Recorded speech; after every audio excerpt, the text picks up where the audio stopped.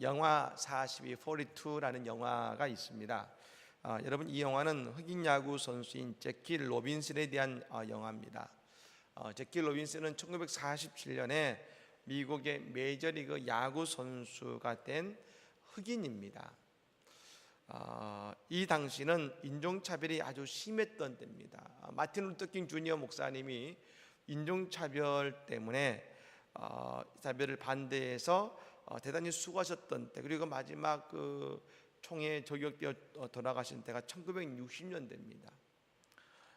그런데 1947년도에 미국의 메이저리그가 되었을 때에는 흑인 최초로 메이저리그 야구 선수가 된 것입니다. 이 제키 로빈슨이 흑인이었다는 이유만으로 말할 수 없는 수모와 멸시를 당했습니다. 그가 타석에 들어서면 그 같은 팀이든 상대 그리고 팀이든 살 것 없이 모두 다 이 제키 로빈슨을 향해서 욕설과 야유를 퍼부었습니다. 같은 팀 동료도 흑인과는 함께 뛸 수 없다 하면서 조롱했습니다. 그런데 제키 로빈슨이 그 수많은 사람들의 조롱과 야유와 욕설 앞에서도 정말 묵묵히 전전했습니다. 그리고 오직 한 가지를 보여줬습니다. 그는 실력으로 모든 것을 승부했습니다. 최선을 모든 경기 때마다 다했습니다. 그 결과 첫해 그는 신인상을 받았고 2년 후에는 메이저리그 역사상 타격 1위, 도루 1위, 전례가 없던 신기록을 달성하면서 2년 만에 메이저리그의 MVP를 달성합니다. 여러분, 아마 심판들이 얼마나 스트라이크가 아닌 것도 막 스트라이크도 잡아줬지 않겠습니까? 수많은 그 방해 속에서도 MVP를 해낸 것이죠. 결국 그는 미국 메이저리그의 영웅이 되었고 1962년도에 그가 은퇴한 이후에는 야구의 명예전당에 오르는 여러분 영광을 누렸습니다. 흑인 최초이고 인종차별이 많을 때에 야구의 명예전당에 올라간 것이지요. 그가 얼마나 대단한 선수인지 알 수 있습니다. 그리고 그의 등번호가 42번입니다. 42번. 여러분, 그것을 영구 결번으로 삼고 지금도 미국은 매년 4월 15일이면 제키 로빈슨 데이라고 해서 모든 메이저리그 선수들이 등에다 42번을 여러분 그걸 달고서 그날은 다 경기를 합니다. 놀라운 일이죠. 그렇습니다. 오늘 본문의 느헤미야도 그랬습니다. 자신이 누리게 될 미래의 영광을 바라볼 때에 현실의 어려움을 이겨낸 것처럼 말입니다. 오늘 이 예배가, 이 새벽의 기도가 우리의 고난을 이겨내고 미래의 영광을 붙드는 그 복된 시간이 될 줄로 믿습니다. 그런 복된 내가 함께 하기를 간절히 축복합니다. 우리가 시도하고자 하는 일이 있을 때 뜻대로 되지 않는 경우가 있습니다. 두 가지 이유입니다. 첫 번째는 내 잘못인 경우가 있습니다. 왜냐하면 그 방향이 잘못되기 때문입니다. 방향이 잘못되어서죠. 근데 그것은 여러분 내가 잘못을 인정하면 해결됩니다. 방향을 틀면 잘못된 방향을 바로 가면은 문제는 해결되는 것입니다. 근데 두 번째 안 되는 경우가 있습니다. 내 잘못과 상관없이 뜻대로 되지 않고 반대에 자꾸 부딪힐 때가 있습니다. 이 경우는 뭐냐면 신앙적으로 사탄이 방해하는 것입니다. 마귀가 역사하는 것이죠. 여러분, 우리는 마귀를 뭐라고 부르냐면 이렇게 부릅니다. 대적 마귀다 부릅니다. 대적 마귀. 이 말은 뭡니까? 마귀는 우리를 대적하고 반대하는 자라는 겁니다. 마귀는 뭡니까? 하나님의 일을 시작할 때부터 우리의 일을 대적합니다. 우리가 해야 될 사명을 반대하고 그 앞에 어려움을 줍니다. 여러분, 우리가 하나님의 일을 결단하고 일을 시작할 때 문제가 생깁니다. 당연합니다. 왜냐하면 마귀가 역사합니다. 왜요? 그 일이 맞으니까, 그 일이 소중하니까, 그 일이 능력이 있으니까 마귀가 역사하는 것입니다. 여러분, 그럴 때는 마귀를 물리치고 나아가야 될 줄로 믿습니다. 근데 그 마귀가 우리를 넘어뜨리게 하는 방법이 있습니다. 거짓말로 우리의 처지를 어렵게 만듭니다. 거짓말로. 그 거짓말의 목적이 하나님의 일을 방해하고 내가 감당하는 주의를 가로막기 위한 것이죠. 오늘 본문이 그랬습니다. 이 도비야, 산발랏, 아라비아 사람 게셈과 이방 사람들이 여러분 그들이 이전에도 얼마나 많이 느헤미야를 괴롭혔습니까? 그래서 오죽하면 창을 들고 한 손에는 일을 하면서 그렇게 일을 했지 않습니까? 허리에 칼을 차고 이럴 정도였는데 그것으로 끝난 줄 알았는데 지금 끝까지 느헤미야를 괴롭히고 이스라엘 사람을 괴롭힙니다. 우리가 성경을 보면 깨닫는 것이 있습니다. 마귀는 끈질깁니다. 끈질깁니다. 한두 번 해보고 안 돼, 이거 아닙니다. 우리를 끝까지 괴롭힙니다. 오늘 편지를 보냈는데 몇 번 보냈습니까? 5번 보냈다고 했습니다. 4번은 임봉해가지고 말입니다. 이 느헤미야가 만나자. 사람들이 네가 왕이 되려고 오해한다. 그래서 나를 만나야 된다. 편지를 보냈는데 이 느헤미야가 반응하지 않거든. 나는 내가 이 일을 감당할 때 널 만날 수 없다. 그러자 마지막 5번째는 임봉하자는 표현을 했어요. 임봉하자 했던 건 뭡니까? 사람들이 보고 싶을 거 아니겠습니까? 도대체 무슨 편지일까? 누구나 보라는 것이죠. 그 편지에 느헤미야가 왕이 되려고 한다. 이스라엘이 페르시아에게 반역하려고 한다. 그렇게 편지를 보내니까 소문이 난 것입니다. 자꾸 느헤미야를 괴롭힙니다. 그렇습니다. 네가 끝까지 기도하고 끝까지 하나님께 매달려야 되는 이유가 바로 여기 있는 것입니다. 마귀가 끝까지 역사하니까 우리는 끝까지 기도함으로 승리해야 될 줄로 믿습니다. 한 번의 승리에 도취되면 안 되고 그 일을 마칠 때까지 마지막까지 기도할 때 하나님은 우리에게 승리를 주실 것입니다. 예수 이름으로 마귀는 쫓긴다. 예수 이름으로 마귀는 쫓긴다. 예수 이름으로 나아갈 때 누가 나를 괴롭히리요. 예수 이름으로 나아갈 때 마귀는 쫓긴다. 할렐루야! 이 아침에 마귀는 물러갈 줄로 믿습니다.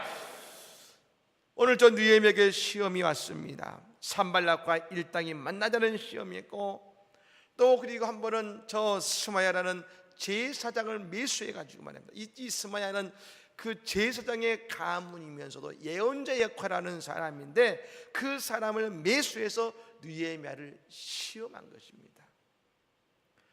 그때의 느헤미야는 모든 시험을 이겨냈습니다. 어떻게 이겨냈느냐? 3가지의 과정입니다.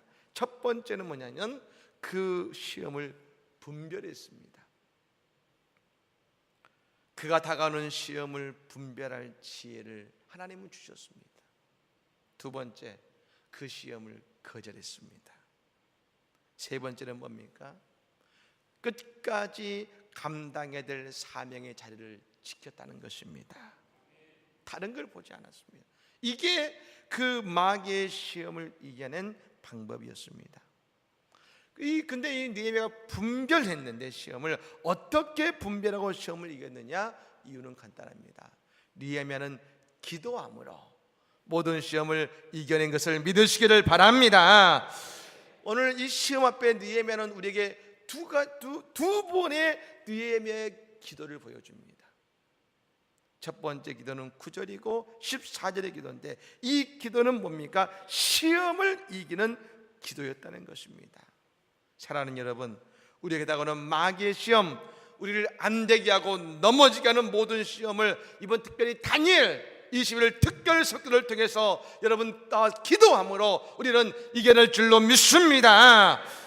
이 기도의 자리가 마귀의 시험을 이기는 것입니다. 여러분 9절 말씀과 14절 말씀을 이 두 기도를 한번 읽어보면 좋겠습니다. 9절 말씀 먼저 읽어보겠습니다. 시작. 이는 그들이 다 우리를 두렵게 하고자 하여 말하기를 그들의 손이 피곤하여 역사를 중지하고 이루지 못하리라 함이라. 이제 내 손을 힘있게 하옵소서 하였노라. 아멘. 14절 말씀입니다. 읽겠습니다.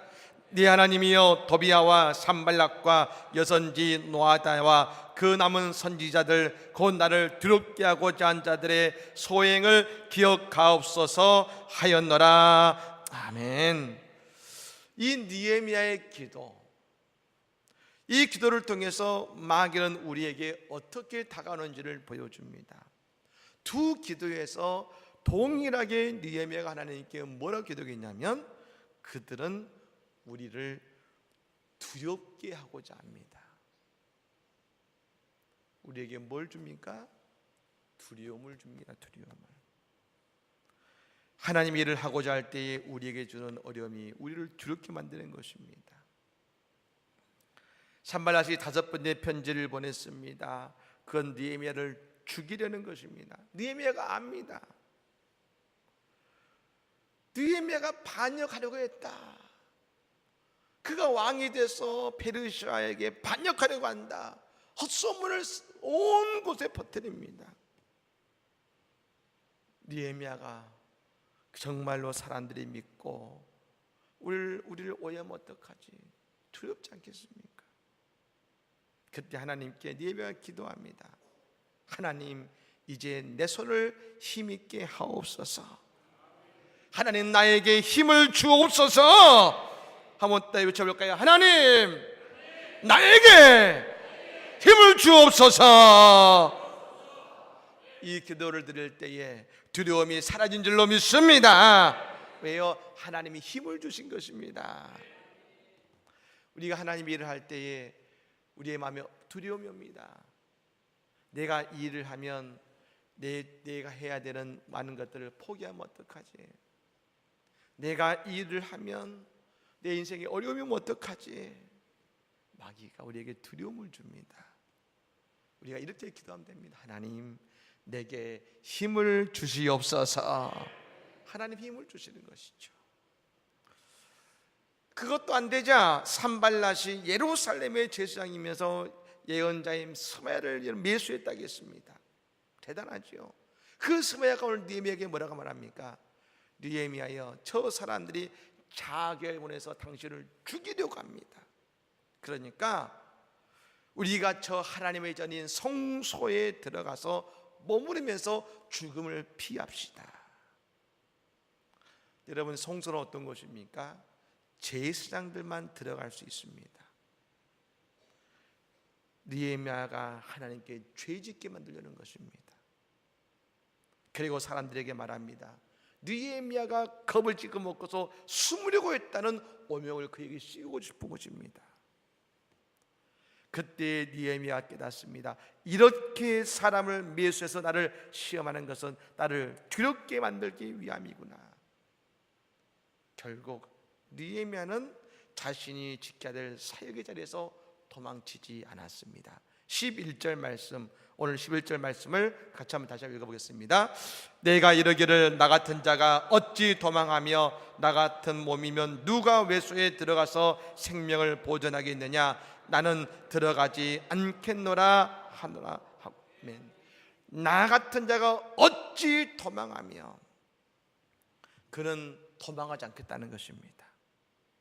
하나님께서 내게 주신 축복의 자리요, 사명의 자리를 끝까지 지키겠다는 것입니다.